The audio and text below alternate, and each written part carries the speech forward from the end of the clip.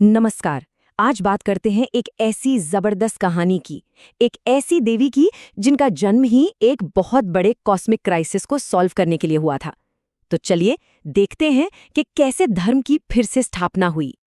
जरा सोचिए, क्या हो अगर एक दुनिया से सारा का सारा ज्ञान ही गायब हो जाए, मतलब सब कुछ, सारी समझ अचानक से खत्म।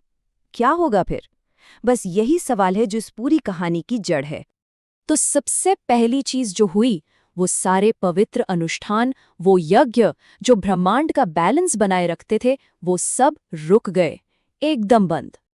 अब जब यज्ञ रुके तो ऋषि मुनि भी ज्ञानहीन हो गए, और उनके ज्ञान के बिना समाज का जो विवेक था वो भी खत्म हो गया। और जाहिर है, बिना ज्ञान और किसी सिस्टम के तीनों लोकों में क्या होगा?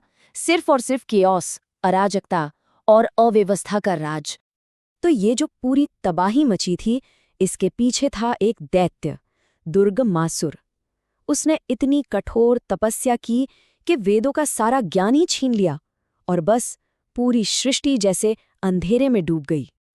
अब इस भयानक संकट को देखकर देवता तो घबरा गए, तो वो सब मदद के लिए कहाँ पहुंचे? हिमालय, माँ पार्वती के पास। वही उनकी आखिरी उम्मीद थी। तो माँ ने देवताओं को भरोसा दिलाया और एक बहुत जरूरी बात कही। उन्होंने वचन दिया कि जब भी धर्म संकट में होगा, वो उसकी रक्षा के लिए एक नया रूप धारण करेंगी। और बस इसी वचन के साथ माँ पार्वती के तेज से एक अद्भुत शक्ति का जन्म हुआ, माँ दुर्गेश्वरी।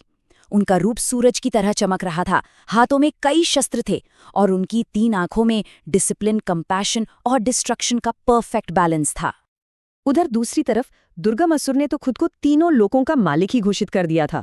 तो जब उसने इस नई देवी के बारे में सुना, तो अहंकार में आकर उसने उन्हें चैलेंज कर दिया। यहाँ दोनों की सोच का फर्क साफ दिखता है। एक तरफ दुर्गमासुर का घमंड था, जिसने चुनौती दी, और दूसरी तरफ थी देवी, जिन्होंने शांति से जवाब दिया कि अहंकार को ताकत नहीं बल्कि सच तोड़ता है। जब देवी युद्ध भूमि में उतरी तो वो नज़ारा भी देखने लायक था।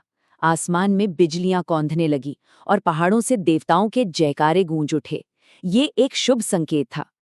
दुर्गमासुर ने अपनी लाखों दैत्यों की सेना आगे कर दी, लेकिन मां दुर्गेश्वरी ने अपने दिव्य शस्त्रों से एक एक करके उन सब का संहार कर दिया।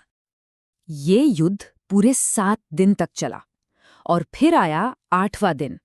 जब उसकी सारी सेना मारी गई, तब जाकर दुर्गमासुर खुद मैदान में उतरा। अब दुर्गमासुर ने अपनी मायावी शक्तियों का इस्तेमाल करना शुरू किया। ऐसे ऐसे भ्रम पैदा किए कि देवता तक कंफ्यूज हो गए। तो उसे हराने के लिए देवी ने अपना सबसे शक्तिशाली, अपना परम महाशक्ति रूप दिखाया। और ये महाशक्ति रूप बस अविश्वसनीय था। उनका तेज हजारों सूर्यों के बराबर था, हाथों में अनगिनत दिव्य शस्त्र, और वो एक गरजते हुए शेर पर सवार थी। मतलब ये रूप देखकर ही तय हो गया था कि दुर्गमासुर का अंत अब दूर नहीं।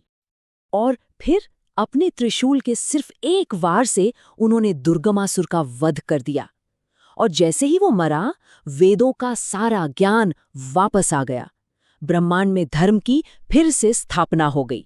इस बड़ी जीत के बाद देवी को एक नया नाम मिला, एक नई पहचान मिली, जो हमेशा के लिए इतिहास में दर्ज हो गई।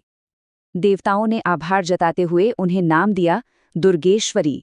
इसका मतलब है दुर्गों की देवी, यानी किलों की, शहरों की और वहां रहने वाले लोगों की रक्षा करने वाली देवी। तो अब सवाल ये उठता है कि ये कहानी आज हमारे लिए क्या मायने रखती है? माँ दुर्गेश्वरी का ये स्वरूप भक्तों को क्या संदेश देता है?